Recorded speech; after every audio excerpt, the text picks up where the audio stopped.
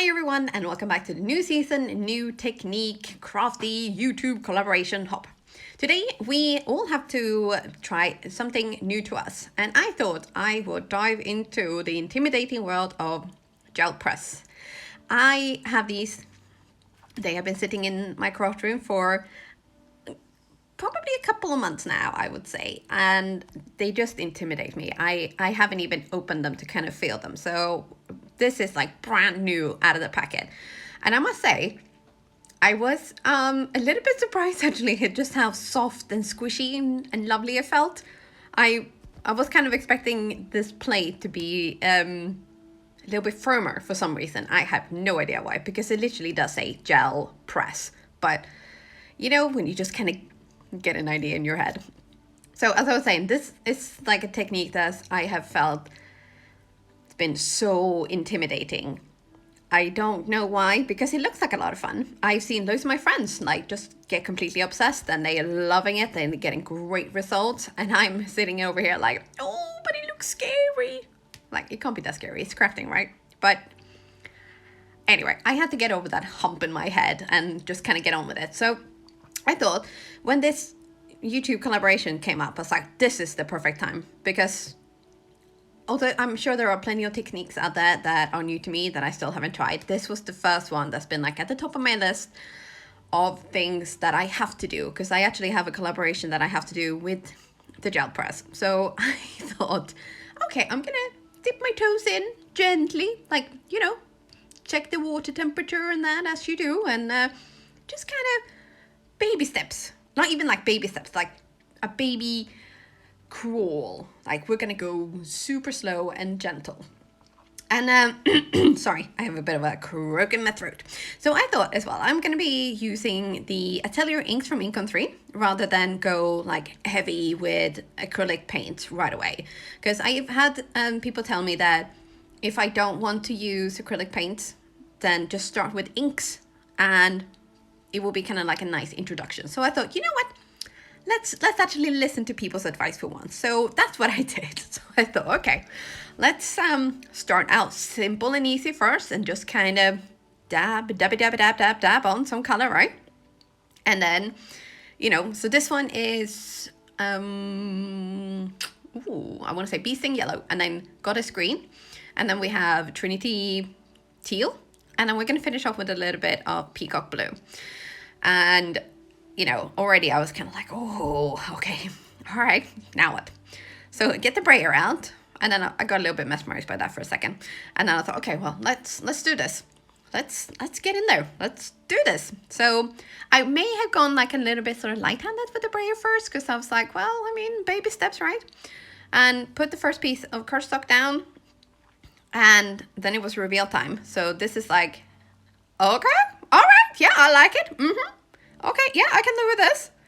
I'm not sure what I was expecting, but I don't think it was that for some reason. So then I thought, okay, well, let's maybe step it up a notch. So I took the re-inkers from Ink on 3, and I thought, okay, well, let's see what we can get from this. So I decided to just kind of dab out a little bit of color, not too much, because that was something that someone said to me first. It's like, don't use too much color when you do this, because obviously the whole idea is to kind of get a thin layer and then get a nice print. So I thought, okay, well, you know, I will try to bear that in mind as well. And I must say that this was maybe not like super successful, but I thought, you know what, I'm committed now, so let's do it. And it did give a very different result with the same sort of colors. And you will see in a minute, but what I mean. But this was a lot more fun when it came to the brayer rolling, because here you can actually see the colors more. You saw like a little helping hand, no, a little happy hand dance there. So you can see the colors kind of blending a little better here. And I was like, okay, well, you know, now I can actually see the colors a bit more. So maybe I should do like put a white piece of cardstock underneath as well, so I can actually see what I'm doing. Maybe that's an idea. And here, this was like super vivid. I'm like, oh, okay, all right, you know, let's roll with this. See what I did there? Roll, yeah, no, okay, oh well. And right, so I tried rolling off a little bit of the color of the brayer as well. And then I thought, okay, well, you know, let's just slap down another piece of cardstock and see what happens. So obviously this is like the same sort of colors, just with different textures and stuff. And I was really quite sort of pleased with these three that I've done first. But I also do love those colors together, so I mean that helps as well. And then it was time for a little bit of a cleanup session. I don't think maybe kitchen roll, paper towel, you know, was the best way to do it. But I was like, okay, well, when I do this next time, I'll be better prepared, maybe with like a microfiber towel, and an actual towel, and a bit more water maybe. So I thought, okay, let's try another color combination. And yeah, bee sting yellow again, because it's such a good yellow. And then a little bit of marigold orange. And then we're gonna go in with, this one is sweet petunia pink.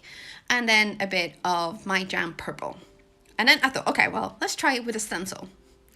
And this is where I kind of, I don't know if I did this wrong or whatever, but I put the cardstock down and then I rolled and maybe moved a little bit too much because I wasn't like overly happy with that result. So I thought, okay, well, we'll set that aside and try something else.